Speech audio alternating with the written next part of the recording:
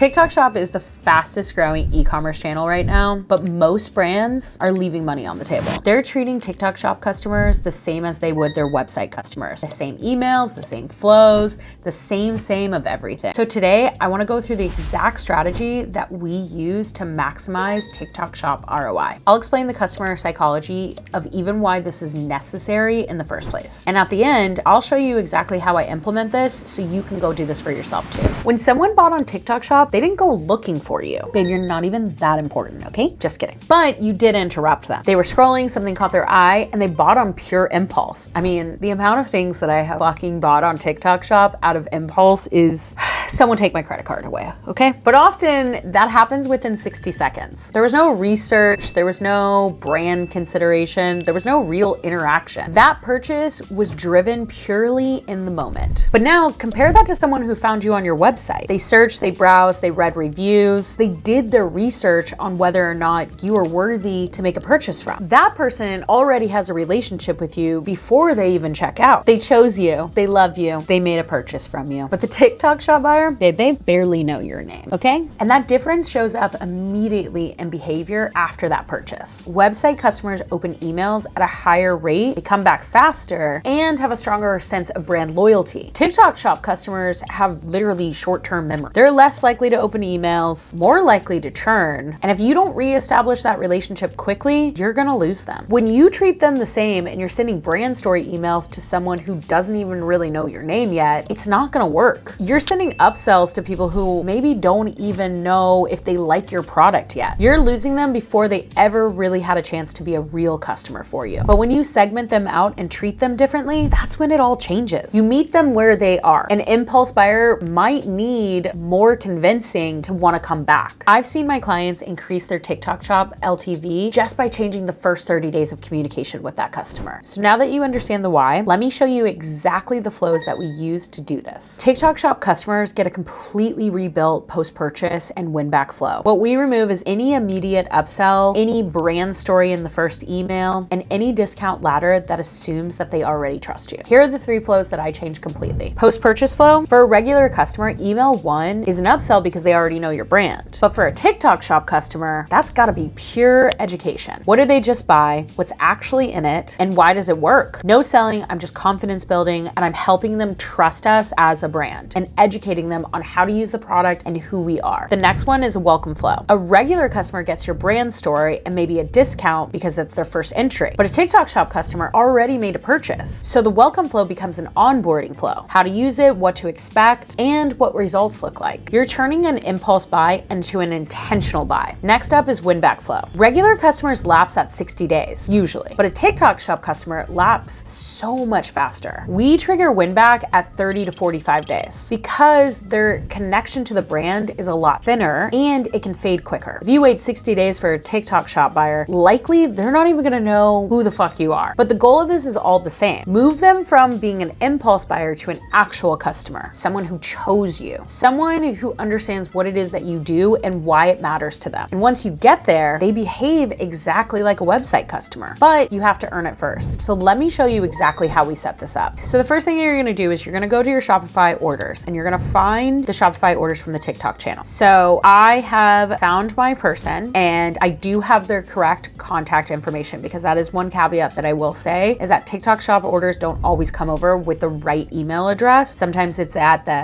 scs.tiktok, blah, blah, blah. And unfortunately you can't email those people, but the people you can, you're gonna capitalize on them. So this order has their actual email address and I can see that it's from TikTok, and I've created a flow where it tags this order as well as that customer with TikTok. And how you can create that flow is you go over into the Shopify app and I'm gonna tag customers who have purchased on TikTok. This workflow starts when a new order is created, it checks for the channel, and then it adds the customer tag of TikTok. So now that I've tagged my orders, that's all situated, then what I'm gonna do is I'm gonna come over to klaviyo klaviyo, and I'm gonna go into my list and segments where I've created a segment, and this is all based off of TikTok purchasers. So when someone has placed an order at least once over all time, their tag contains TikTok order, or it contains the tag TikTok of what I've just created. And then I also wanted to make sure that they can receive marketing. And in this segment, I have about 3,000 profiles that are here. And I have created different flows for them, specifically if they were a TikTok user. Then what I'm gonna do is I created a flow where the trigger is when someone is added to the TikTok purchaser segment. I'm gonna wait 2 minutes. I'm gonna send them email 1. Then after 3 days, I'm gonna check to see if they've made another purchase. And then I'm gonna send them email 2, continues down the flow from there, email 3. And in this instance, I actually have a 4th email